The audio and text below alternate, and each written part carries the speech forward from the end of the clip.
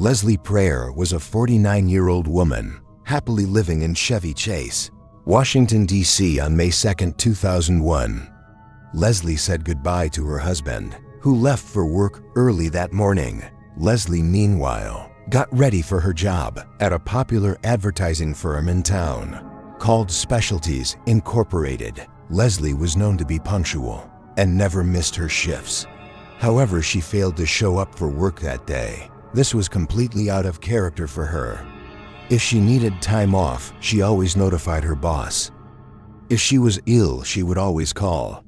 Her boss decided to contact Leslie's husband, Carl, who said he had no idea where Leslie was concerned. Carl and Leslie's boss then decided to check on Leslie at her home. Upon arriving at the house, they knocked at the door with no response.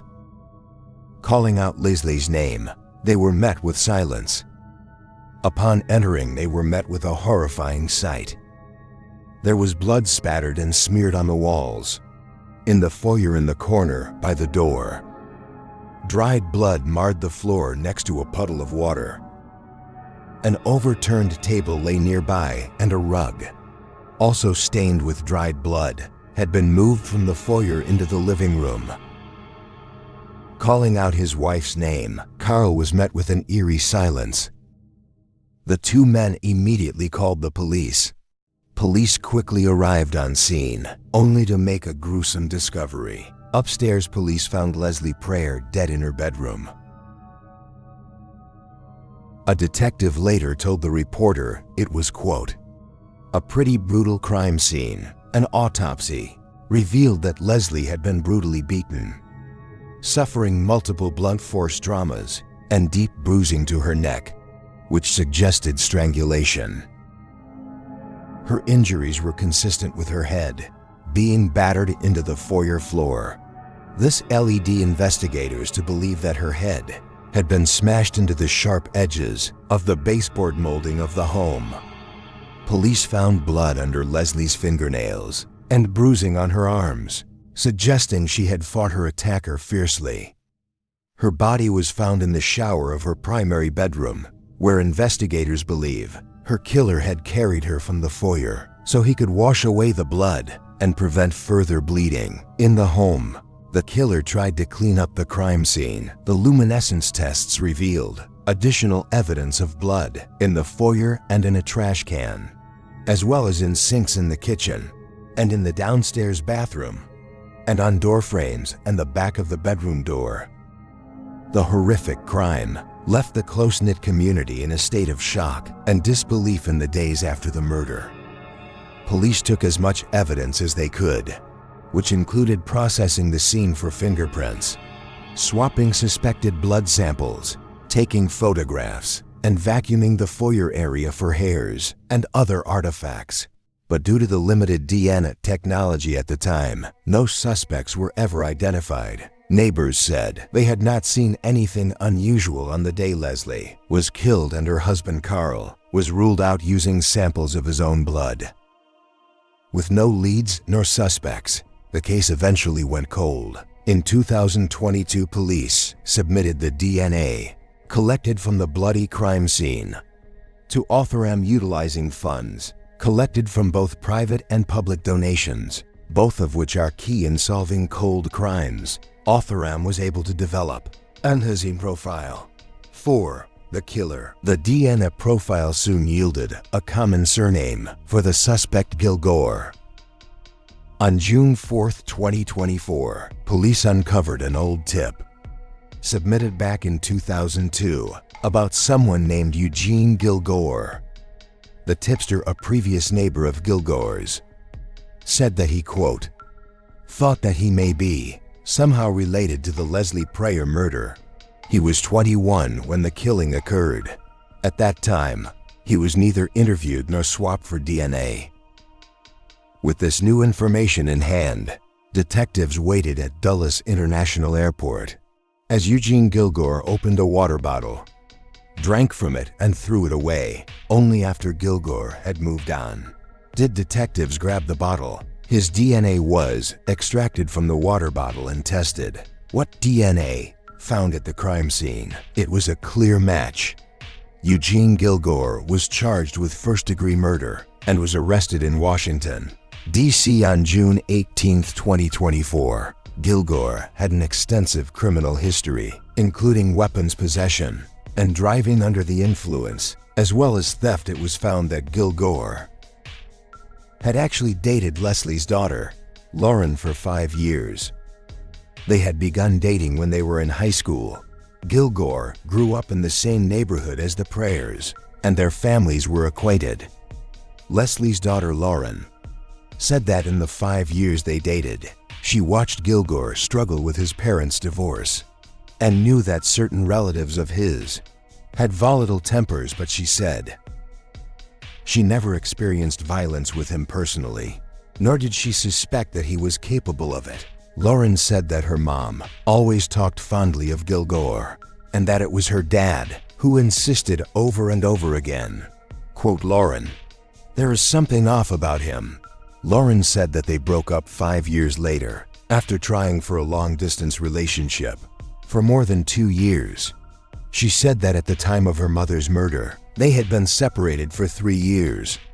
Lauren said she ran into Eugene a few times after her mother's murder. She said she never noticed anything out of the ordinary. However, the most recent sighting of him was last year in 2023, when Lauren ran into him again at a restaurant after a memorial service for a mutual friend.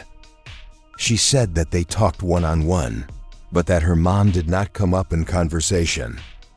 Lauren's father, Carl Prayer, died of septic shock in 2017 and was therefore never able to see his wife's killer brought to justice. Authorities have not identified a motive for the killing, however. A judge has denied Gilgore's request for bond.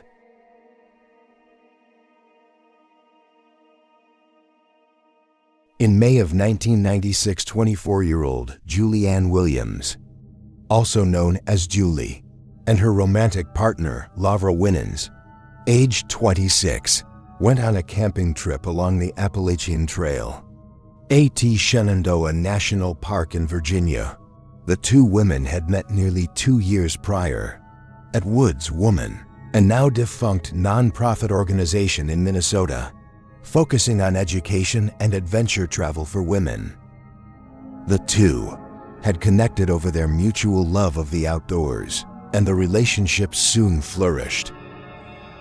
Lavra had also brought along her pet golden retriever, named Taj, on the ladies' camping trip. The pair left home on May 19, 1996. However, they never arrived back home.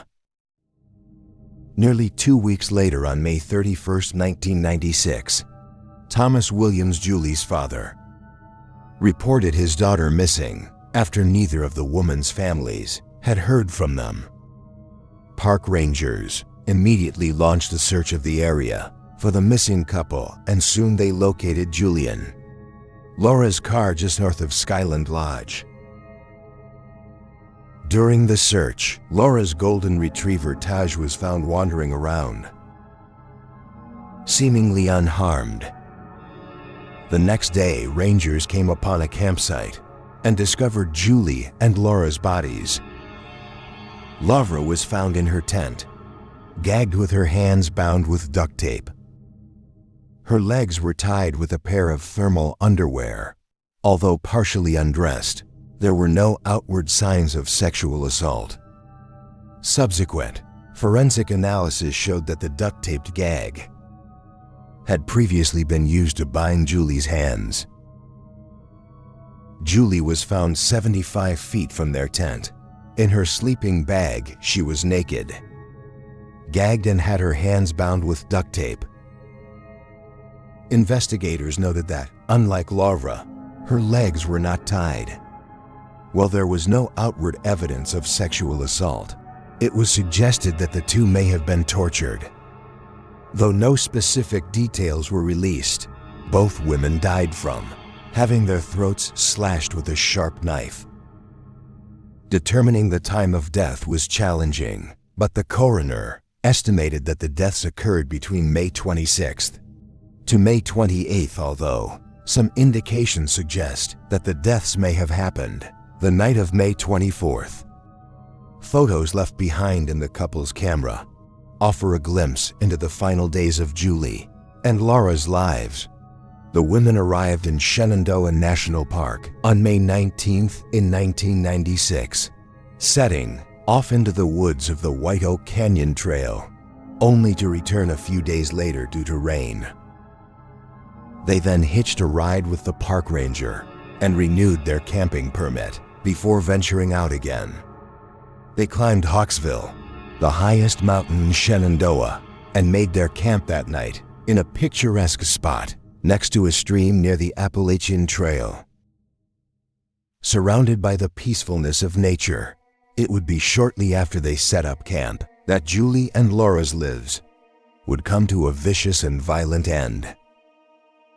Given the women's sexual orientation and the brutal and calculated nature of the murders, authorities wondered if they were victims of a hate crime. An incarcerated man named David Darrell Rice became a suspect in the case. He was known for expressing his hatred toward women and the LGBT community specifically. He was later arrested after an attempted abduction of a female bicyclist in Shenandoah National Park. He would eventually serve a 10-year sentence for the abduction attempt. Investigators continued to look into possible connections between him and the double homicide, and in April of 2002, Rice was indicted on capital murder charges in the Shenandoah National Park killings. In the statement of facts, authorities claimed that he targeted Julianne Lavra out of a hatred for women and for the homosexual community. However, 2 years later, the charges against Rice were dropped once it was determined that DNA and hair samples from the crime scene did not match to Rice. Additional testing revealed that the hair found was visually similar under a microscope to that of known serial killer Richard M. Ivanitz. In June of 2002, Ivanitz was about to be arrested for an unrelated crime, but he ended up killing himself as police closed in. Forensic evidence eventually linked Ivanitz to the unsolved murders of 3 teenage girls, all killed in the mid-90s, as these crimes also occurred in Virginia around the same time that Julie and Laurel were murdered. Ivanitz was considered a suspect, but nothing else connected him to the crime directly. For the next 25 years, the case remained cold, but in 2021, a new FBI Richmond investigative team was assigned to review the case. The task force re-examined previously to interviews, as well as evidence recovered from the site of the killings. The team sent the evidence collected from the crime scene and had it retested by an accredited private lab. The private lab collected DNA from, quote, several items of evidence, and with the help of Virginia State Police, the DNA profile was sent to the FBI's Combined DNA Index System, also known as CODIS finally. In June of 2024, the DNA was positively matched to Walter Leo Jackson Sr., the convicted serial rake from Cleveland. Jackson, who had painted homes for a living, died in an Ohio prison in March of 2018. He had an extensive criminal history, including convictions for kidnapping and assault. At the time of the killings, Jackson, who officials said was an avid hiker, was believed to have been driving a 1984 chestnut brown AMC Eagle 3.0 and later drove a Ford van. At the news conference, the FBI released details about his vehicles, along with photos of Jackson, and asked the public's help for determining whether or not he had additional victims, while the FBI is still gathering information as to whether Jackson may have murdered more innocent victims after 28 years. The heinous killing of Julianne Lavra is now considered a closed case.